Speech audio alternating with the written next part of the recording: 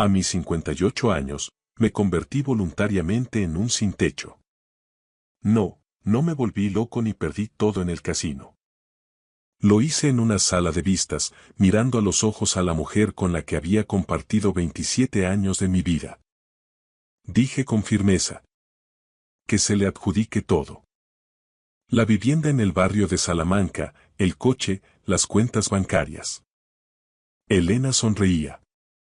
Me miraba con triunfo, como si fuera un limón viejo y exprimido que por fin podía tirar al contenedor. Pensaba que era su victoria. No sabía que mi firma en ese documento no era una rendición. Era el detonante de una trampa que llevaba 2 meses calculando. Una trampa que se cerraría exactamente 1 minuto después de que ella saliera de aquel juzgado. Cuento esto para que lo sepáis. A veces, para ganar, hay que darle al enemigo todo lo que pide, junto con su propia codicia. Y, creedme, este relato vale la pena escucharlo hasta el final. Me llamo Diego Muñoz. Soy ingeniero de caminos y supervisor de obras en el Ayuntamiento de Madrid. ¿Sabéis cuál es la esencia de mi trabajo? Buscar defectos ocultos. Soy ese tipo que llega a una construcción aparentemente impecable, golpea la pared con un martillo y dice: aquí hay aire, picad y repetid el trabajo. Soy un hombre tranquilo, metódico, quizá un poco gris en el día a día. Resultó que fui un inspector nefasto para mi propio hogar.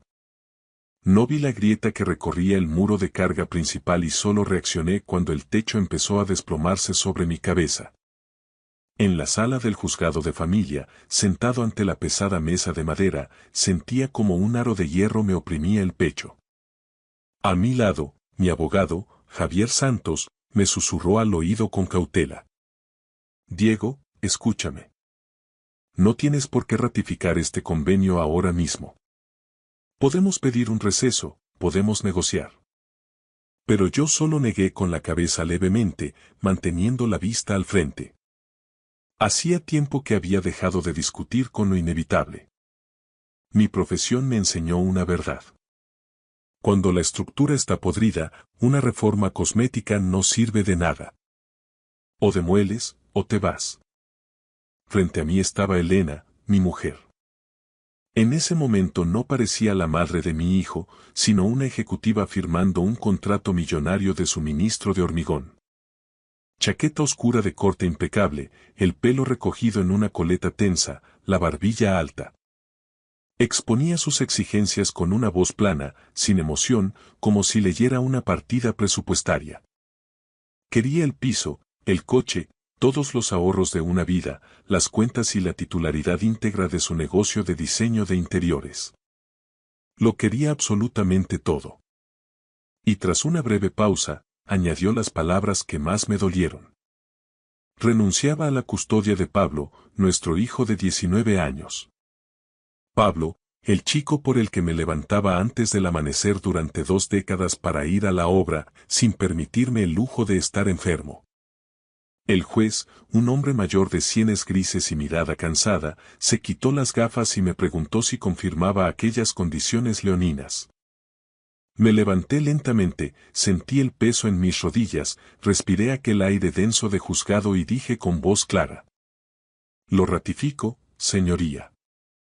Cuando Elena, segura de su victoria absoluta, estampó su firma en el documento, pronuncié en voz baja pero nítida: dádselo todo. Elena se permitió una mueca de triunfo. En esos momentos la gente sonríe por la embriagadora sensación de poder sobre el otro. Me miraba como a un sofá viejo y hundido que ya tocaba llevar al punto limpio. No sabía que ese instante de gloria era algo que yo había diseñado fría y meticulosamente durante 2 largos meses. Todo empezó con una pequeña mentira que, para mi vergüenza, ignoré demasiado tiempo.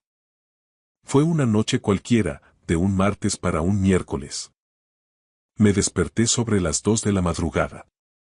A mi edad, que el cuerpo deje de respetar el sueño es habitual. Estaba allí tumbado, escuchando el silencio del piso, cuando noté un frío repentino. El lado derecho de la cama estaba vacío. Me levanté descalzo, intentando no hacer ruido. Las baldosas del pasillo estaban heladas.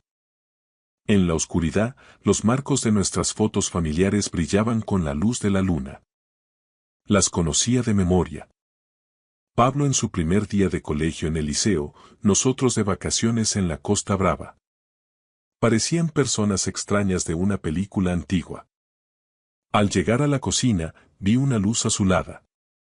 Elena estaba de espaldas, pegada a la pantalla del móvil. Su pulgar volaba sobre el cristal. Escribía, borraba, sonreía. No era la sonrisa de cortesía que me daba en el desayuno, era la sonrisa de una mujer que se siente deseada, viva. Tenía un secreto dulce. Me acerqué lo suficiente para que mi vista de ingeniero captara la pantalla por encima de su hombro. El contacto estaba guardado solo con una letra, D. En el chat brillaban frases que te queman las entrañas. No puedo esperar a nuestra nueva vida. Cuando por fin te liberes, no tendrás que cargar más con ese lastre. Lastre. Esa palabra me golpeó más fuerte que nada. Ni marido, ni Diego, ni siquiera el viejo. Lastre. 27 años de vida, la crianza de un hijo, las reformas, mis turnos extra, la hipoteca de la casa que liquidé antes de tiempo. Todo eso era ahora un peso muerto que le impedía volar. No grité. No le quité el teléfono. Simplemente me quedé sin aire. Retrocedí a la oscuridad del pasillo como un ladrón en mi propia casa. Me encerré en el baño, encendí la luz fluorescente y me miré al espejo. Vi a un hombre de sienes blancas y arrugas profundas. Vi un lastre. Esa noche, mientras Madrid dormía, comprendí que mi casa, mi fortaleza, ya se estaba derrumbando. Solo que el polvo aún no se había asentado y nadie más que yo oía el crujir de las vigas. A la mañana siguiente, Elena estaba en la cocina preparando café, tarareando algo ligero. Buenos días, Diego, dijo con alegría, sin girarse. Buenos días, respondí con la voz ronca. Se veía radiante, llena de energía. En ese momento me invadió una calma gélida de profesional. Pensé. Si monto un escándalo ahora, ella simplemente se marchará, pedirá el divorcio, me acusará de tirano y yo quedaré como un viejo tonto y culpable. Pero mi intuición de ingeniero me decía que esto no era un simple desliz. Esas frases sobre liberarse sonaban a una estrategia de liquidación por cierre. Decidí callar. Decidí observar. Me puse la máscara del marido cansado que no ve más allá de su tostada.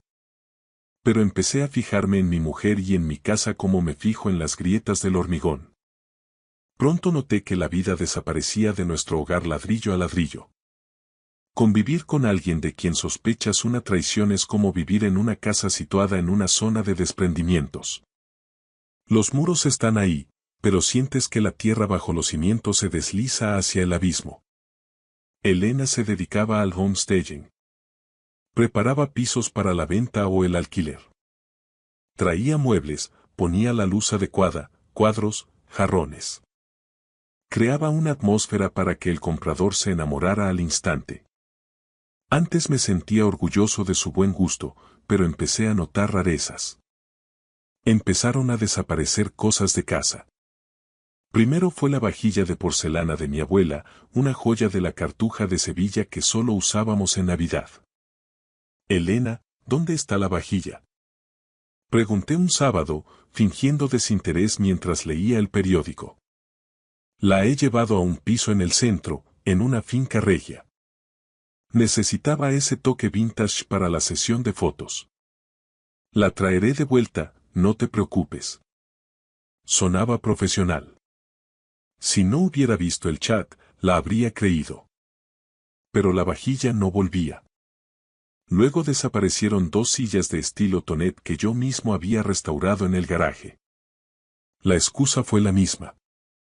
El mercado retro está en auge, Diego, las necesito para crear ambiente en un comedor. El golpe más duro fue mi sillón de cuero. Un martes volví con Pablo de cambiarle el aceite al coche y el salón se sentía huérfano. Mi sillón, el que tenía la forma de mi espalda, donde le leía cuentos a Pablo de pequeño, ya no estaba. En su lugar había un puff de color amarillo limón que quedaba como un tenedor de plástico en una cena de gala. «Mamá, ¿dónde está el sillón de papá?», preguntó Pablo, extrañado. «Ay, no empecéis», respondió ella sin levantar la vista del portátil. Se ha ido a un despacho en la zona de Asca, para un cliente muy exigente que buscaba estatus. Es temporal. Pablo me miró con una mezcla de desconcierto y sospecha adulta.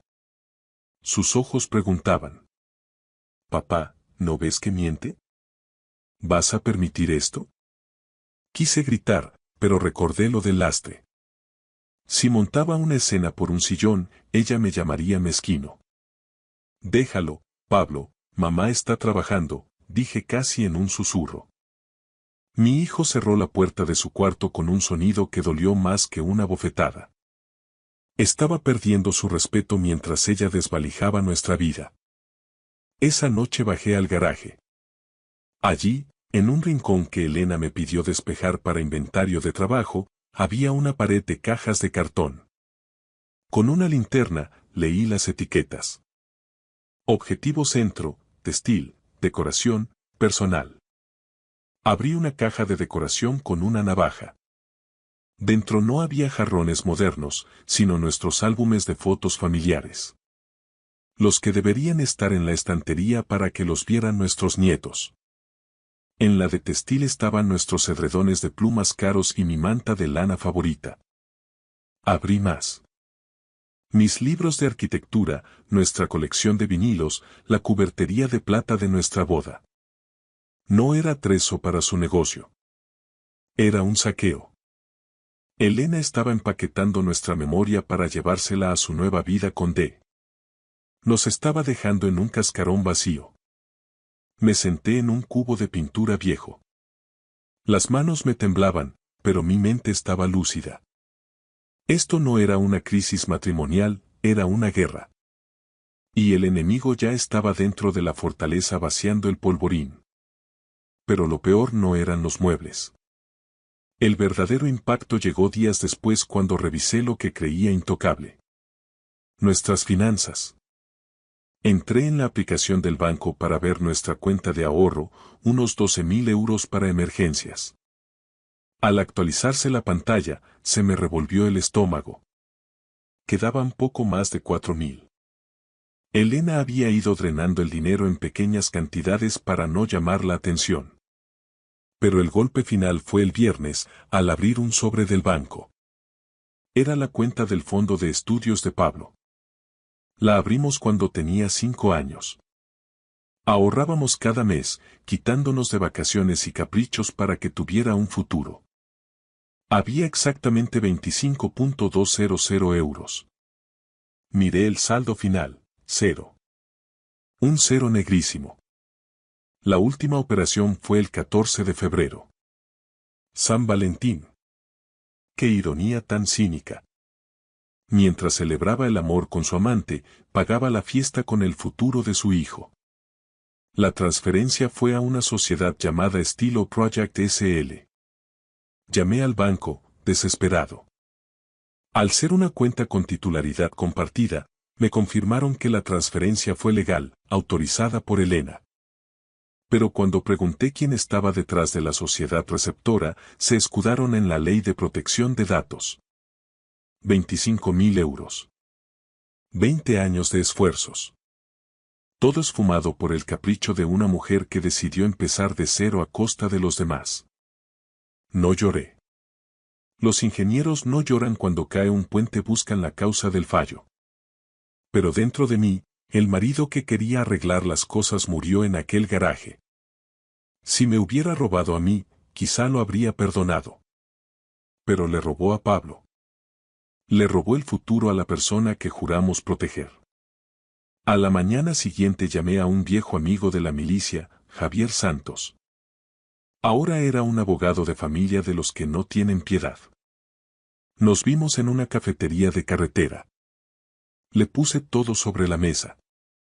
Las fotos del chat, el inventario del garaje y el extracto de la cuenta a cero. Javier escuchó sin interrumpir. Al terminar, se quitó las gafas.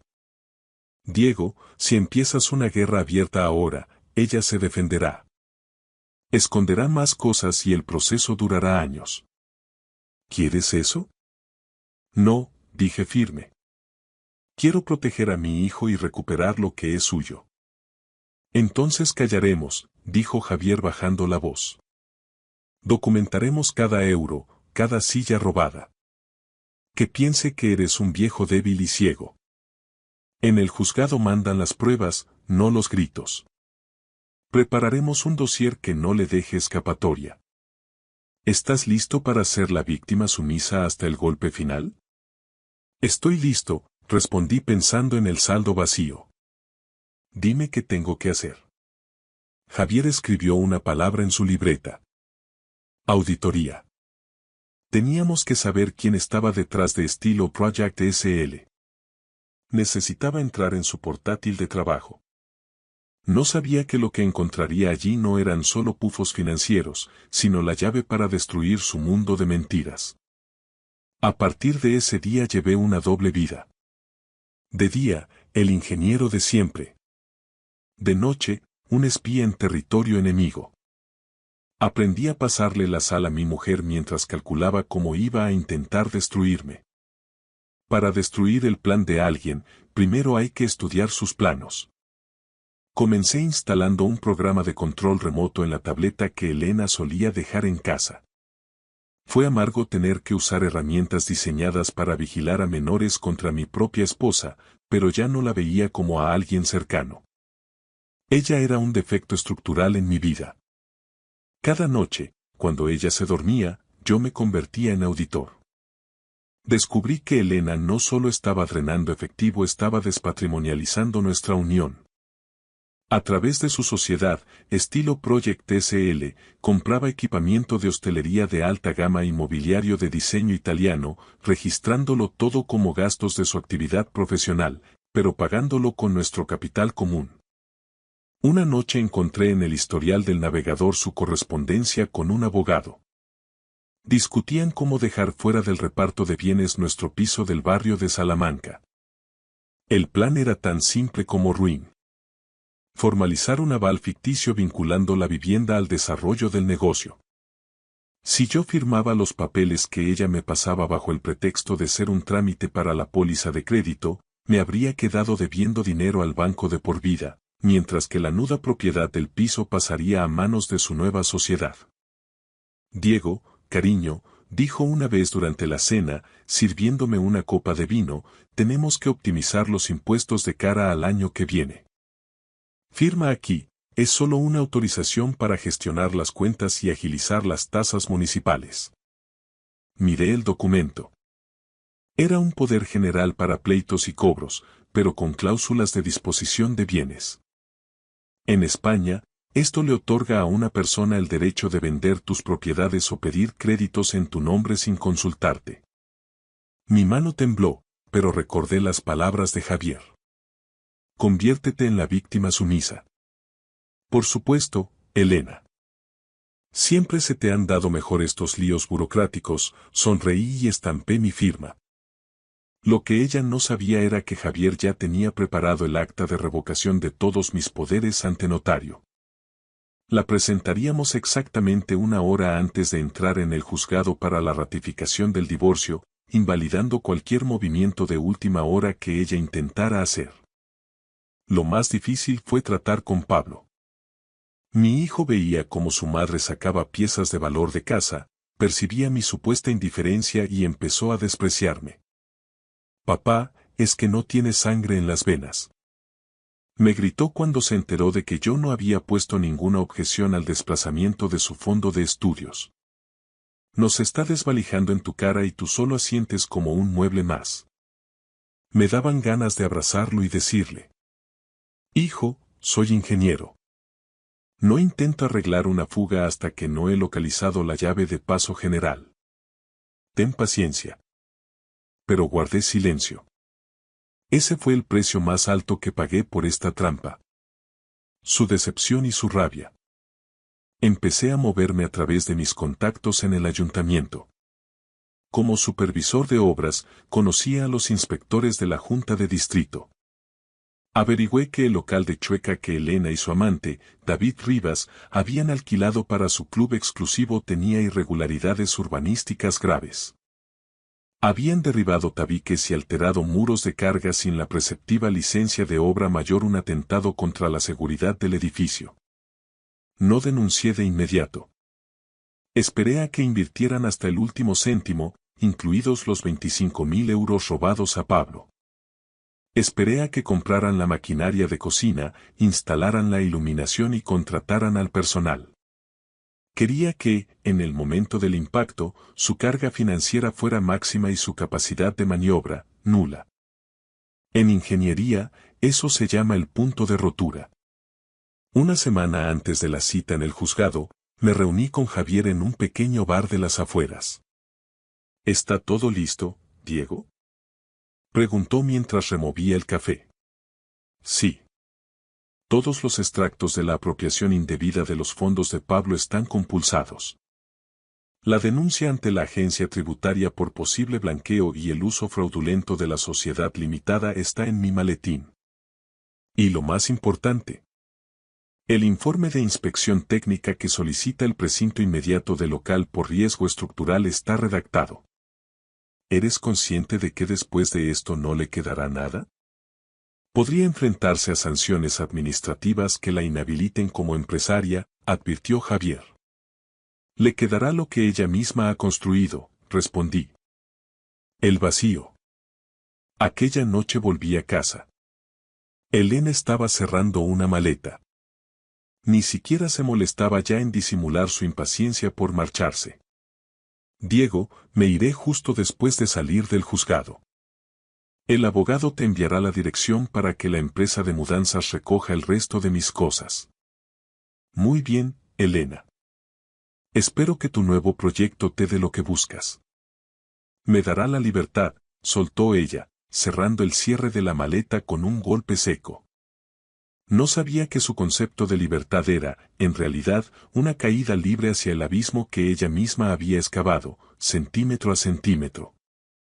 Aproveché un viaje de Elena a Valencia por un supuesto proyecto urgente para entrar en su despacho. Sabía que no se llevaría su portátil principal, era demasiado pesado y ella confiaba en mi supuesta falta de pericia tecnológica. Pero como ingeniero, he pasado décadas usando software de diseño complejo y sistemas de gestión. Saltarme una contraseña básica de Windows no fue un reto imposible. Lo que encontré dentro no eran solo planos de decoración. Eran hojas de cálculo detalladas bajo el nombre Proyecto Libertad. Había una lista de todos nuestros bienes con su valor de mercado actual, incluyendo mi colección de relojes antiguos y las joyas de mi madre que, según ella, estaban en una caja de seguridad por protección. Mentira. Estaban tasadas para su venta en una conocida casa de subastas de la calle Velázquez. Pero el archivo que me heló la sangre fue un PDF titulado Contrato de arrendamiento de local de negocio. Era un local comercial de 200 metros cuadrados en el barrio de Chueca. El arrendatario era Estilo Project SL, la empresa a la que había ido a parar el dinero de Pablo.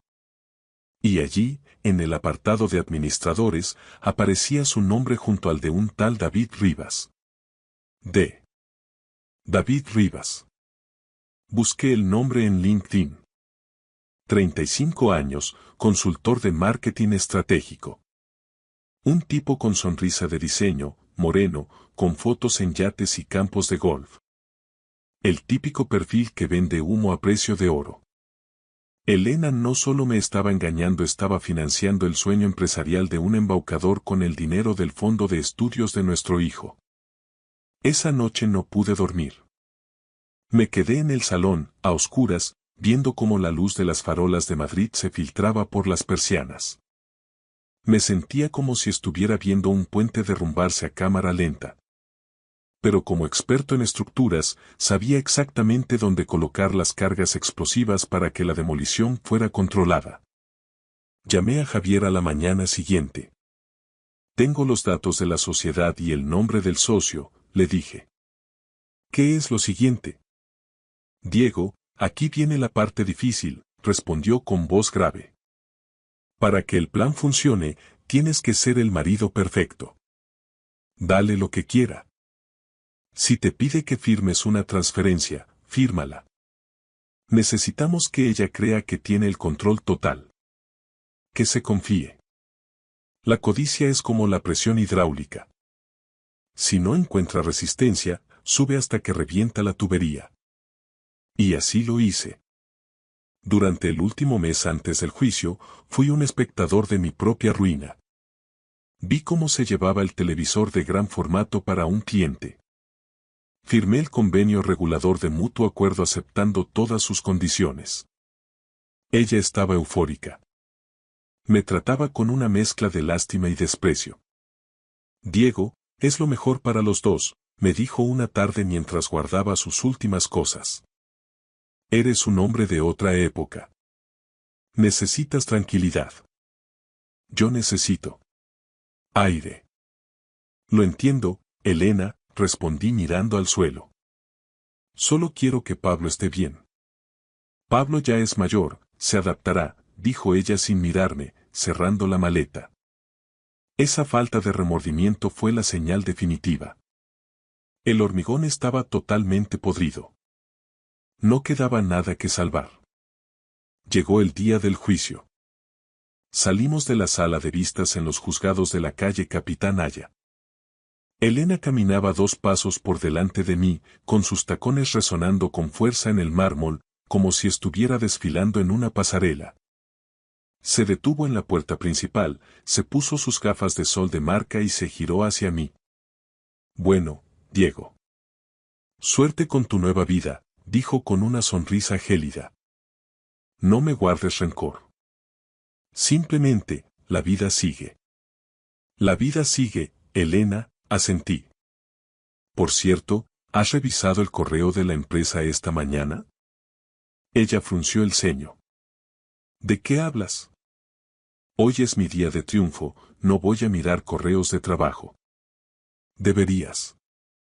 He enviado un aviso a la agencia tributaria y al dueño del local de Chueca hace exactamente 5 minutos.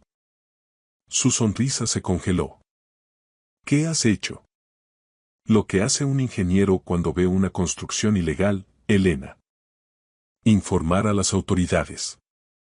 Resulta que Estilo Project SL ha estado operando sin la declaración responsable necesaria, y el dinero que usaste para la fianza provenía de una cuenta con un embargo preventivo que Javier tramitó ayer por la apropiación indebida de los fondos de un menor. El color desapareció de su rostro. Su móvil empezó a vibrar en su bolso. 1, 2, 3 veces. Es David, ¿verdad? Dije con calma. Probablemente le acaban de comunicar que la cuenta de la sociedad está bloqueada cautelarmente y que la policía municipal está en la puerta del local para precintarlo. Por cierto, el local no tiene salida de humos legal, algo que un consultor de marketing ignora, pero un supervisor de obras del ayuntamiento conoce bien. Elena sacó el móvil con manos temblorosas. Sus ojos se abrían cada vez más mientras leía los mensajes. El capitán de su nueva vida la estaba abandonando al primer problema. El primer mensaje de David decía: ¿Qué cojones has hecho? La cuenta está bloqueada y hay una inspección aquí. No me vuelvas a llamar. Me has arruinado, susurró ella, con la voz quebrada. No, Elena.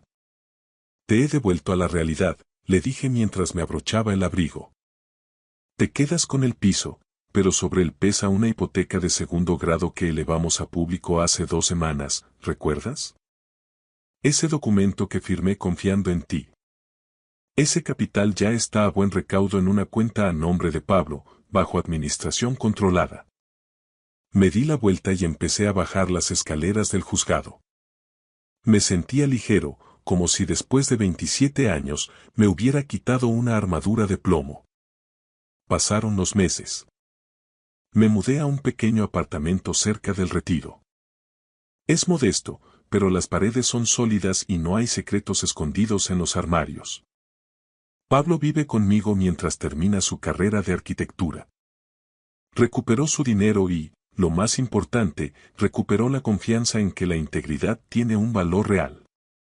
A veces recibo noticias de Elena. El gran proyecto de Chueca nunca llegó a inaugurarse. David Rivas desapareció del mapa en cuanto el flujo de efectivo se cortó, dejando a Elena con una montaña de deudas legales y sanciones administrativas. El piso del barrio de Salamanca tuvo que venderse para pagar a los acreedores, pero como la carga hipotecaria a favor de Pablo tenía prioridad registral, ella apenas recibió nada tras la liquidación. Ahora vive en un piso alquilado en las afueras y trabaja como dependienta en una gran superficie de muebles. Ayer me crucé con ella por la calle Goya. Llevaba una bolsa de la compra y parecía cansada, prematuramente envejecida. Me vio y agachó la cabeza. No sentí alegría, ni triunfo. Solo sentí el alivio de saber que mi estructura personal estaba de nuevo a plomo. A mis 58 años, aprendí que la verdadera justicia no es una explosión dramática. Es simplemente la gravedad. Si construyes sobre mentiras, el propio peso de tu vida acabará por hundirte. Yo solo quité los andamios que la sostenían y dejé que la física hiciera el resto. Ahora, cuando paseo por el Retiro y observo los árboles centenarios, entiendo que para que algo crezca con fuerza, necesita raíces profundas y honestas. Todo lo demás son solo decorados de homestaging. Gracias por escuchar mi historia hasta el final. Si resonó contigo, dale like, escribe en los comentarios qué fue lo que más te tocó y no olvides decir de dónde eres. Suscríbete al canal, vienen muchas más historias.